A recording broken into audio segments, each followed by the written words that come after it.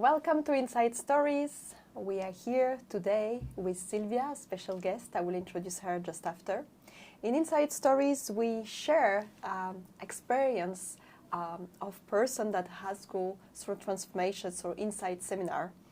And we just sit here and just, share our experience, people that are really willing to look deep inside within their truth and face their reality and are willing to move forwards to a better version of themselves.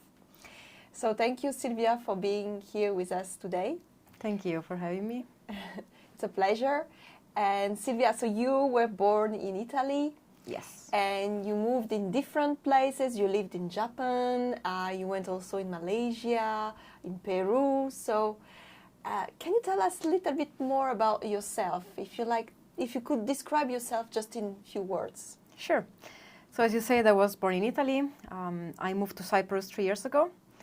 I'm completely in love with Cyprus at the moment, so I really, really like to be here. Somehow I found my place in the world. I've been traveling a lot. I've been moving a lot, very often, every 2-3 months. On average, I was moving, changing place, changing environment. So yeah, I would say that from a very nomadic lifestyle, I'm now in a more stable lifestyle. And now you are in Cyprus. Do you like Cyprus? A lot. I am completely in love with Paphos. I came here, it was kind of a coincidence, to be honest, that I came here the first time. There was an extremely cheap Ryanair flight, so that's really what brought me here the first time. But yeah, when I arrived, I really felt that this is home. I didn't even see the other cities. I just arrived in Paphos, and it just felt home. So yeah, this is how it started for me. Yeah, I think many people feel like this about Cyprus. It's Yes. special energy. Sometimes we Yes. complain, but we really love Cyprus. So can you tell us, why did you go through all of these different experiences? For example, the first trip, was it in Peru? Is that correct? Yes, yes. I was living in Italy. I had my normal job, my normal life as everyone else. And I had a push inside. I just felt that something was missing. I wasn't completely happy. I had the feeling that I was working, waiting for the weekend, having parties and more during the weekends, and then starting the cycle again. So something was missing somehow. And there was a very good friend of mine, which was traveling a lot. She was already in this nomadic lifestyle, and she was telling me about her trips. We were talking often, and I really felt like I want this as well. I really had this strong desire that I really wanted to do it as well. I also wanted to experience what she was experiencing. And it took me quite some time to take the decision. Mm-hmm. Most of all, I was feeling in some ways guilty to leave the family. Also at that time, there was a kind of delicate situation at home, so I was feeling somehow the responsibility of staying at home. And I think the moment came, one time I was talking to my mom, and I told her, I shared this feeling that I had, that I really, really wanted to do this. I really wanted to leave everything and start traveling, but I was feeling somehow responsible, or I was feeling trapped in some ways at home. And she just told me, go, we know how you are, just go, and when you're done, you will come home. And that was a really important moment for me. It was my mom setting me free in some ways. So that was the beginning. I just quit the job. I took a one-way ticket to Peru, and the adventure started. Nice. Yes. So did you have a difficult childhood or something? Because, sometimes the people that are, most of the time, the people are looking for experience within, that they feel that is missing something. Often it's coming from, a background that they need to heal their inner child, or would you say there is something that was needed to be healed? For sure, there was something that needed to be healed. I couldn't finger point what exactly. I don't think I had a difficult childhood. I had a very normal childhood, and with my parents and my sister.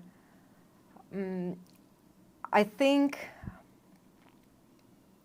there were some parts of me, some part of the small Sylvia that felt not always understood, that felt somehow there was a wild part of me that needed to be expressed, which was not always allowed to be expressed. So maybe it was really this wildness that needed to go out. Indeed, my trips has always been quite wild. So maybe there was really this contact with just being spontaneously wild that was missing in some ways. But yeah, I couldn't really finger point what exactly needed to be healed. So you take the plane and you arrive there in Peru. And what's happened there? What do you discover? How do you live there? I mean, are you going alone or do you have friends coming with you? How is life there? So I arrived alone. I was alone for the first week. And then I met with this friend of mine that was also traveling South America at that time, the one that somehow triggered or planted the seed in my brain for the traveling. The first days, I think I was kind of terrified. I arrived in this hostel, and apparently it was in a kind of dangerous area of Lima, but I didn't know about it when I booked.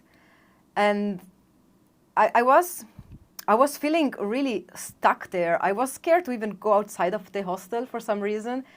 I was just there, somehow waiting for something to happen, but nothing was happening. I was just sleeping and waiting in some ways. And from Lima, then I took a bus to go to the next city in Cusco.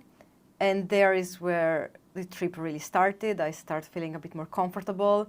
I met with my friend. So she somehow helped me to ease my way into this new lifestyle. I met a lot of travelers, mainly South American, Argentine, a lot of Argentinian friends. And it just became my life, and I started getting comfortable with it. I started speak the language. That was also quite interesting at the beginning. I could speak some Spanish already, but not really fluently. So it was always this, picking words and try to fit in and letting people understand me somehow. So how long did you stay in Peru? I stayed for 1 year in total. Wow. Yes. So what were you doing there for so long? I could divide the Peru time in two pieces. The first 3 months, it was really exploring, finding my own self somehow in this new lifestyle. As I said, I was traveling with South American travelers at that time, and I was traveling with my savings, but for them, they really didn't have any money. So what they were doing at the moment, they were somehow working by creating some small jewelry or, do some handcraft stuff and selling them. And this is what I started doing as well, because, that was just my environment. That was my reality at the time. So I started with macrame. I started just doing some small jewelry, with some stones, and starting selling it on the road. I was quite bad at it because I didn't really sell almost anything, to be honest, maybe 2 necklaces in the entire time. But still, it was just nice. I really felt part of this community where everyone was helping each other, checking, how are you doing this? Oh, let me teach you. And it was really a strong sense of belonging. And yeah, so I was moving a lot between cities, and somehow there was always the same people that we were meeting in one or the other city. And this was the first 3 months of the trip. And did you felt like how am I going to sustain myself here? Or did you felt like sometimes the fear of not having enough money or? I had my savings, so I was using my savings to travel. I had this idea that if they can do it just by selling something on the road, I can do it as well. Even if it objectively, that wasn't the reality, but the idea was still there that I could do it at a certain point. I was also having an extremely minimalistic lifestyle. I was eating very simple foods in the most basic places that I could find. I was sleeping in really weird places, like everywhere where it was cheap. Sometimes I was doing some kind of exchange, so I was maybe volunteering in some places in exchange for accommodation. So I was having a really, really low budget lifestyle.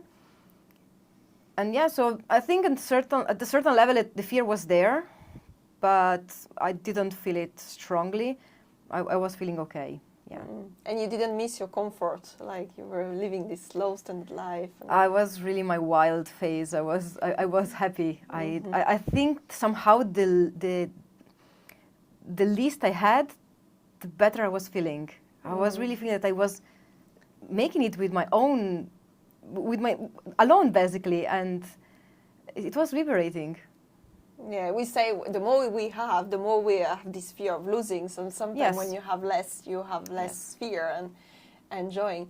But was it coming in your mind sometime, like I should be working, or I'm not productive, or is it coming in the mind when No. you're not working for so long? Or? Sometimes it was coming in my mind, the idea of, oh, it's Monday morning, and the majority of people in the world are working, and I can be here at the beach enjoying, and so it was quite the opposite. It was really a relief for me. I was really feeling free. I also had this inner idea that everything would be all right. Even if I would not have money anymore, I always could find a place where to sleep and some food. Also through these experiences of volunteering in different places and seeing that I can somehow navigate my way also without money. So I was feeling free. I wouldn't say that I was scared. Yeah, it is feeling of abundance, like, because even you always find your way, right? Yeah. And so there you try different kind of experience with these herbs that they're using in Peru. Can you tell us what was the experience and what were you looking for, basically, deep down? Yes, that's the second part of the trip. During the last 9 months, I traveled to the Amazonas, and I found a community there. They work with medicinal plants, especially with ayahuasca.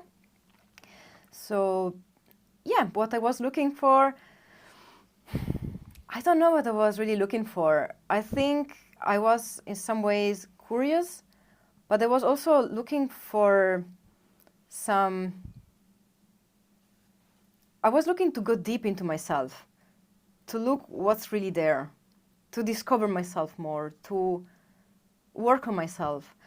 I think at that time I wasn't aware of what I was really looking for, or I wasn't aware of what I needed to work on.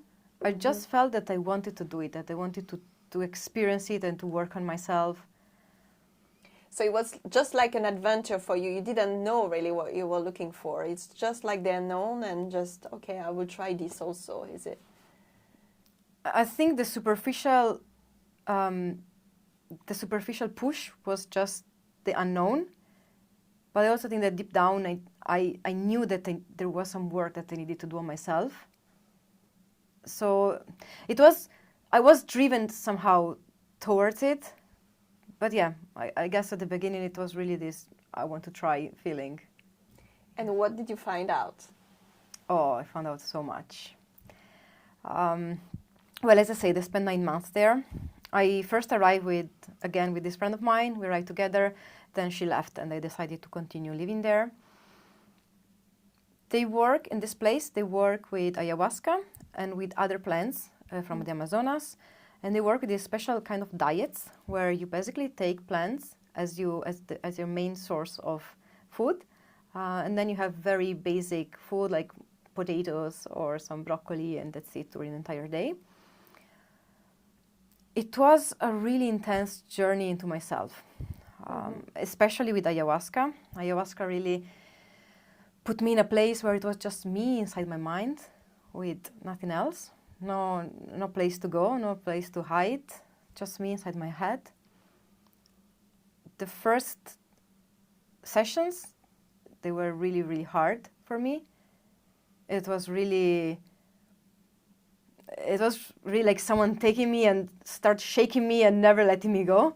So it was a really strong experience. It went better within time, but the beginning it was really strong.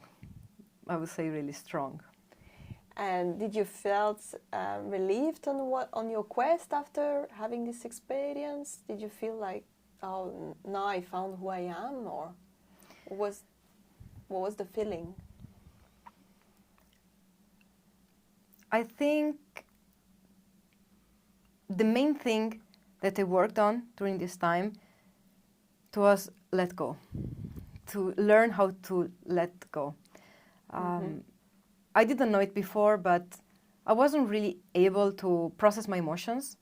I wasn't able to feel my emotions, the negative ones especially. I always consider myself like a positive person, always happy, optimistic. But the truth was that I wasn't letting myself experience the negative feelings. And I was just trapping everything inside and, pretending that they weren't there. But they were there, and they were somehow influencing the way that I was behaving, the way that I was experiencing my life. I didn't know that at that time. So through the ayahuasca, I could have this trip inside myself and see all this sadness, see all this pain, and I had to process it, of course, which was the hard part. But yeah, it was such a relief afterwards.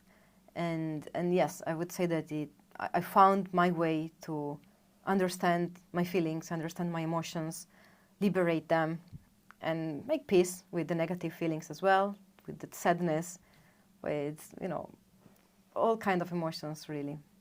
So you did this, and then after, how do you come back to reality? I mean, is it a very difficult transition when you come back to reality, when you stop doing all of this work and taking all the time this plant and you come back? How did you feel? You mean when I left the place? Yes. Basically? Yes, that was also not really easy. I was somehow scared of leaving the place.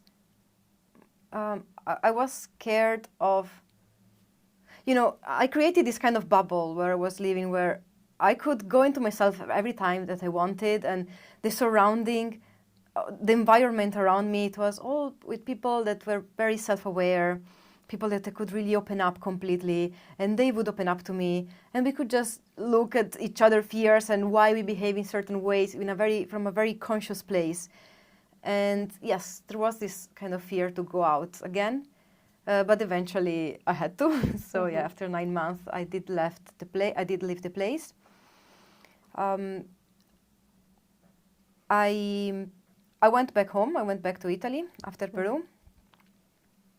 My fear was to go back to Italy and get back into the Sylvia that left, so into that same person that I was before, and not being able to bring this new me into my old life. I think I did fall into that trap at the beginning. So when I went back to Italy, I fall into that shape that was the me from before. I felt the pressure of the people around me expecting me to be the same person. I heard sentences like, yeah, but I remember you used to do this, so you should do it also now. This kind of pressure coming from outside. And I let go of the new me somehow, at the beginning at least. It took me some time to manage to get to be the person that I want to be. So to express the new me. Yeah. And did you felt like you needed to go again because you cannot stay anymore in this old environment? Did you have to go again? Yes. Yes, I did have this feeling that I wouldn't say that I needed to go, but it would have been easier to go again, to travel again. Mainly, I didn't really want to escape. It was more the idea that I wanted to reinforce who I wanted to be before being able to really fully express it in Italy or with my family, with my friends. So I think, yes, part of the push for me to travel again, it was coming from this, yes. And did you feel like a little bit separate from your family? Like you come back, but you feel it's not anymore your home, really? Yeah, I think with my family it was somehow easier. It was more difficult with my friends. I really felt the pressure of this old shape of me with my friends. With my family, in some ways it was easier, yes. And after, where did you go? I went to Japan.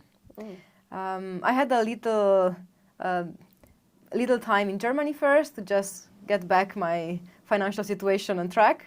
So I did a seasonal job. I was working in an ice cafe, in an ice cream shop, for a few months.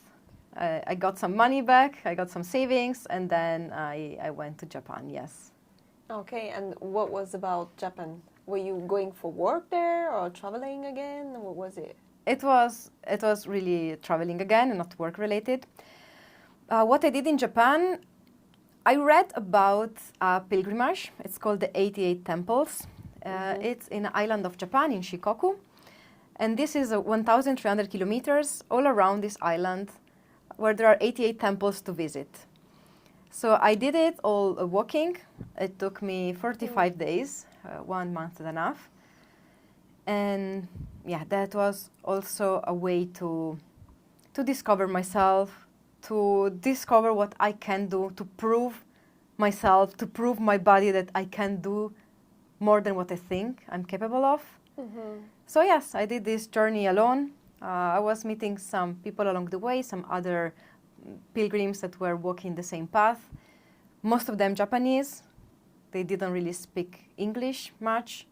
So it was quite an introspective journey for me. I was really feeling alone, but not in a negative way. I was okay with being alone. I was feeling in control of myself while being lonely in a certain way. Yeah. Yeah, so you were traveling, so you were stopping in some hotel, or were you just sleeping in a tent? How was it? I was traveling on a budget again. I didn't have much money, so I was trying to save as much as possible. I had my tent with me. I was sleeping mainly in the tent. Sometimes there was some monastery that had some extra room where they were hosting some pilgrims, so I could sleep there as well. I did go to some kind of guest house a few times, but mainly it was tent. And were you afraid on your own to be on your own, as a woman? Sometimes during the night I was. I think it was also part of the beauty of this trip, to know that I was scared, to know that I was afraid sometimes during the night when I was alone in the tent, and to do it anyway. It was also a challenge. Were your parents calling you often? Were they afraid for you, or how it was? I don't know how my parents could really accept all of this, to be honest. I think I would be so scared. But they were quite okay. They were cool with it, or at least they were pretending to be, I think. We were texting often. I was calling them sometimes, every few days. But yeah, they were really okay with it. So the most of the day you were just walking, right? Yes. And what was in your mind all this time? I was walking from 20 to 40 kilometers every day. What was in my mind? I don't know what was in my mind. I wanted to journal my trip, but it didn't really happen. In the evening I was just too tired, so I didn't want really to stay there and write. So what I started doing, it was to record myself. When I was walking, I would just record myself speaking, saying how I'm feeling, what happened during the day, really kind of journaling. But I lost all the recordings, so I couldn't even listen to them again. Yeah.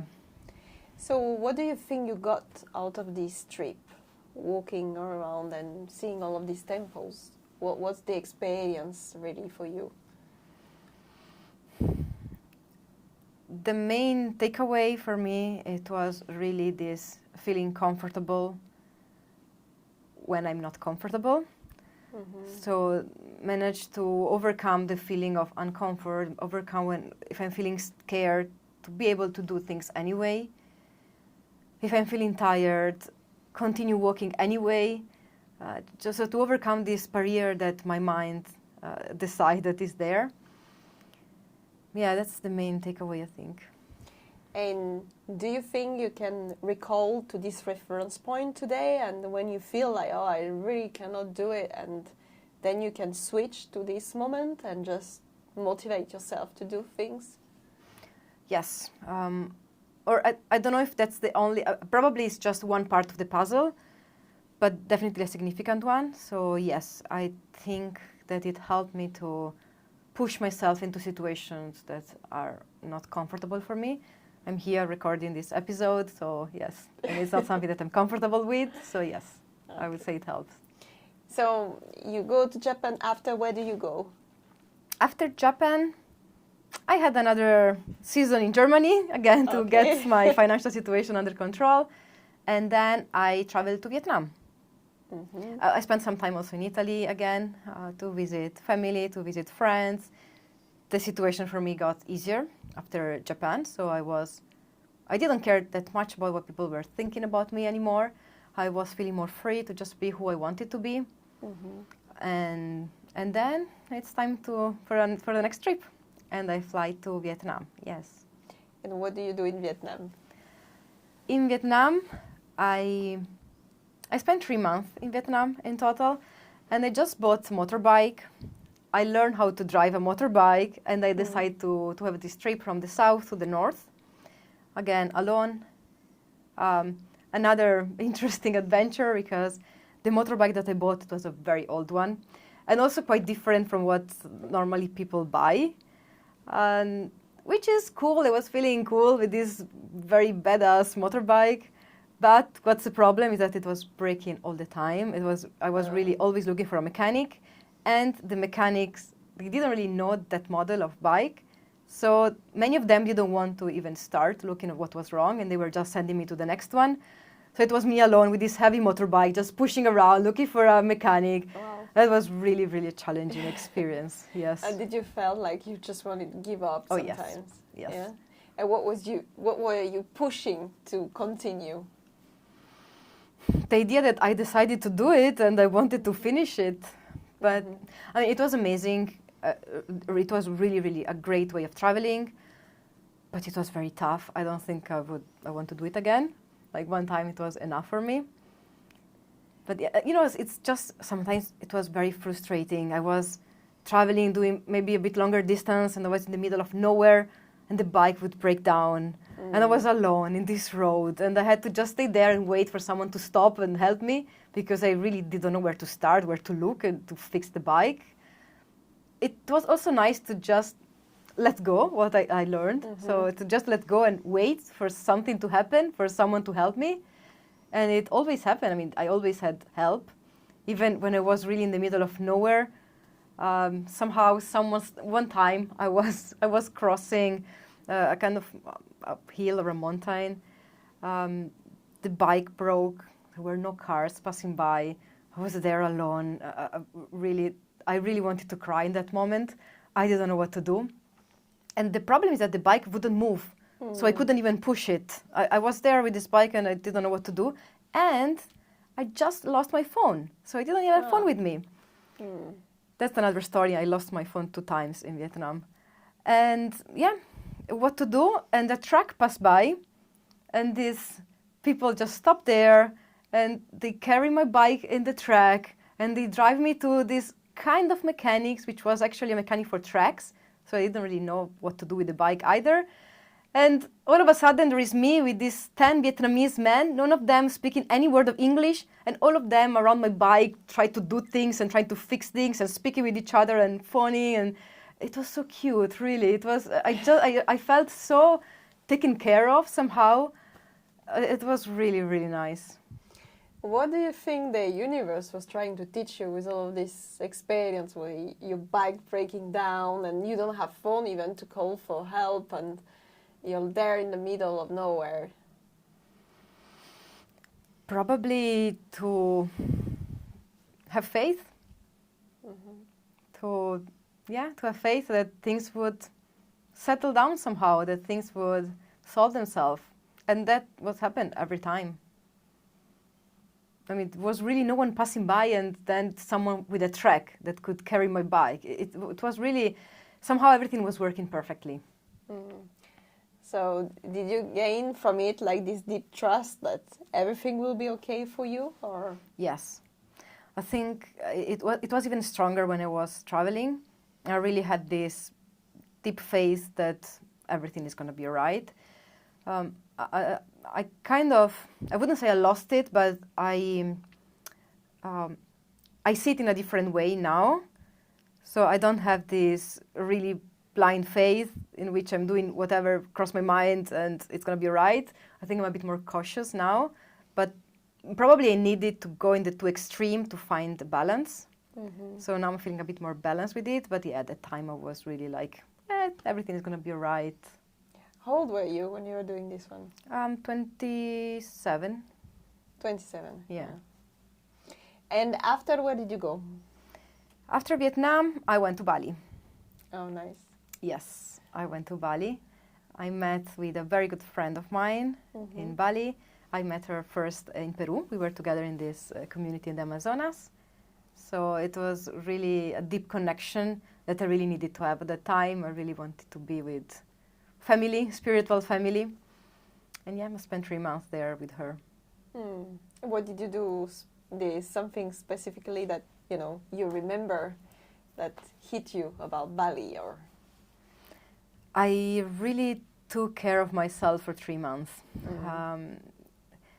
Japan and Vietnam were really this kind of wild trip where I didn't have any stability, I didn't have any comfort, sleeping in my tent and be very wild. And in Bali, I had this small villa with my friend where everything, it was, this protected environment, which probably I needed to recharge the batteries. So I was just enjoying the moment there. Bali it's an amazing place. I really felt very welcome from the very beginning. From when I put my foot on the island, I really felt good. I really felt, okay, that's a great place to recharge batteries. I don't know, all these small rituals that they have, this incense smell everywhere when you walk around. I was living in the middle of nature, very silent, very relaxing. So yeah, I would say it was really recharging the battery kind of thing. And 3 months you didn't feel bored because you seems to always like to be on the road. So were you okay with, yeah? Yeah, probably I needed to just stop and enjoy the moment, yeah. So after nurturing yourself in Bali, what did you decide to do then? After Bali, I had a little trip in Philippines for 1 month. I think it's the only place that I didn't enjoy as much. I found it very difficult to travel on a budget. It's a lot of islands, so moving from one place to the other is quite expensive. The places where I went, they were quite touristic, so everything was expensive as well. And I couldn't connect very well with the locals for some reason. Maybe I wasn't really in that kind of mood in that time. Yeah, I felt quite lonely in the Philippines. I didn't enjoy my time there that much. Okay. And after this is the time you went to Malaysia? Yes, after Philippines I went to Malaysia, and in Malaysia I went in Penang, which is an island in the north. And yeah, there it was the opposite than Philippines. It was really a nice place with a lot of travelers as well, so it was very easy to connect with people. It was somehow a party place, so there was a lot of partying going on, and there was always something to do, even if it's a small island. I was living in a small apartment, a shared apartment with a Malaysian girl, and also there I didn't do much because I was quite stable in the island for 3 months. But I was just enjoying and creating connection, a bit more durable connection, because the traveling before was a lot of moving around and recreating a new version of myself every time. While Bali and Malaysia, it was more about staying somewhere and create deeper connection with people, create friendships. So you felt that you were a little bit more ready to be a little bit more stable at that time? Stable, maybe it's a big word for me at the time, but yes, I wanted to create deeper connection, I would say, yes. And Malaysia is also the place you meet your boyfriend, right? Yes, we met in Penang, exactly. And is he like you? He liked to travel all the time? And he likes traveling as well, yes. We were both traveling solo at the time, so he is also a big traveler.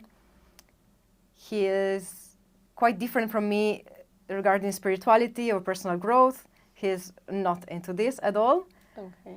So yeah, in this we are really, really different, but we both enjoy traveling, and yeah. Is it difficult to have a relationship with someone that is not on the same path like you? And is it really challenging? Do you have to have a lot of tolerance, or how is it to live with someone that, you know, doesn't think like you, basically? No, it's actually not that difficult. He's not really spiritual in the sense of the word, but he's still quite conscious of himself. He does a lot of thinking on himself and the way that he acts, why he acts in certain ways. So there is still a connection there. And I think in the past I was really trying to push him into doing things that I wanted to do. So let's go to this meditation session, let's go to this dancing thing. So I was really trying to get him like it. And it took me some time to just let go and to accept the fact that he just doesn't like it, and it's okay. It's not for him, and it's also okay. But yeah, at the beginning I was really trying hard to push for it. And now you settled down in Cyprus. Yes. We had some travel. We traveled together for some time. We went to Thailand after Malaysia. Actually, I went to Thailand because he was going to Thailand, so that way I started somehow following what he wanted to do, because he wanted to do a dive master there. So we stayed in Thailand for a bit to working in the diving industry. Then COVID arrived, and so the diving industry was finished basically, and we stayed in Thailand anyway to enjoy the place by ourselves. And we continued traveling for a bit. We tried different islands also in Europe, and then we arrived in Cyprus. How are you doing with your earning in Thailand? In Thailand, I was working I did the dive master as well, so I was working in the diving industry. I was working on a boat, bringing tourists underwater, basically. And then when COVID arrived, I started working remotely. I started working online. Somehow it got very easy for me to get started. Probably, yeah, thanks to COVID, so the remote work became a thing. So I started working there, and yeah, that was the beginning for me for the remote working, yeah. So now in Cyprus, how is life? Is it boring for you to be in the same place? I love it. You love it? I really don't want to travel at the moment. I'm really feeling that that's my place. I want to be comfortable. I want to have my own things. I want to have my blender and do my smoothies if I want to, and I really don't want to travel anymore. My partner is doing a lot of trips by himself because I really don't have this push anymore. There is a lot going on here, so I really don't feel bored. We have a group of friends. We go swimming in the morning. There is a lot of sport. There are a lot of activities. I go dancing, and yeah, I feel home. Finally. Finally, yes. Finally to feel home. Yes. And then in Cyprus, that's the time you actually went in Insight Seminar. How did you heard about Insight Seminar in the first place? I heard of Insight through a friend. He joined last year, and he was telling me about it. It sounds interesting, so I just tried, yes. What made you interesting about it? What was the thing that attracted you? I think the main thing is that I hadn't been doing a lot of work on myself lately. So I had this feeling that I wanted to go back to that kind of peace of mind. I wanted to have something that connected to myself again, that connected me with myself again. And how was for you the experience for someone that went through so many different journeys to find themselves? How did you find Insight? I did a lot of work on myself, but I think there is always work to do on ourselves. And whatever we do, we can do it 1,000 times, and every time it has a different shade on it, and there is a different learning there. I really enjoyed Insight. It was a way to really go deep into myself again, to reconnect with myself. It helped me to see things on a different way. Some situations that I worked on the past already, it was like looking into it again and see, okay, there is that part that still is missing. So, you know, it was a way to go even deeper and really get lost into it.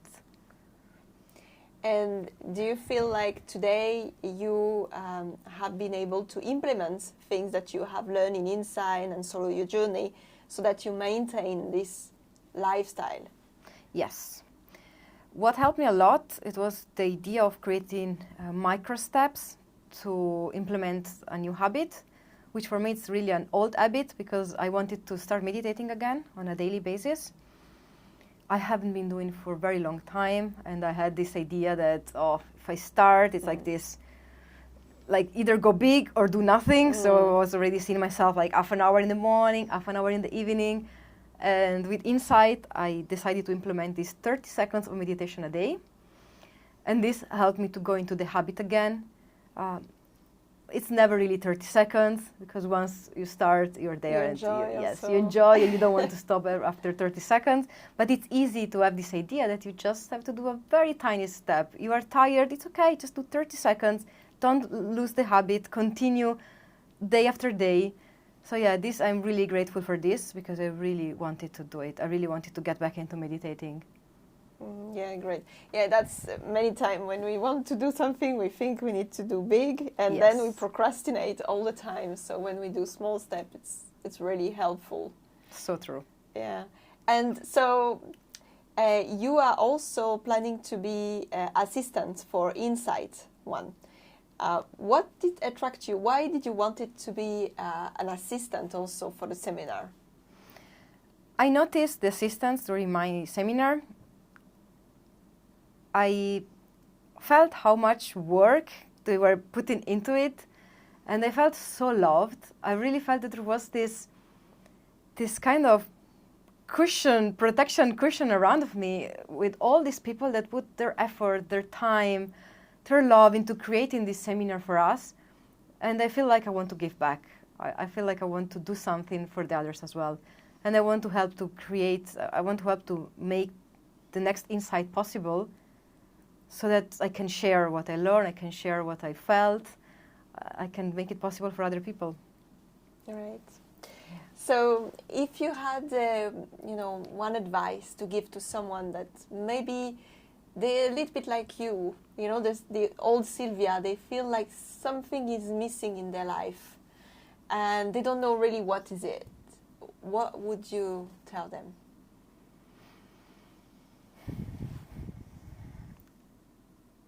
Just take the first step. Just do something. Whatever it is, it's okay. Just do something. Take the first step. I think it's really, get the ball rolling. Step. Yes. The rest will come. You just put in the energy into willing to move things, and then the rest will follow. Yeah, that's what we can see in your story. You're like, you just had a little push from your mom, and then you started your journey, and then you were there, and then there's no way back. Yes, and then just things happen. Yeah, and then trust, and then continue. Yeah. Thank you very much, Sylvia, for your time, for sharing your experience, your truth, your insight that you got through the journey. Really appreciate. Thank you. Thank you very much. Looking forward to have you also in the assistant team. I'm looking forward to it too. Thank you. Thank you.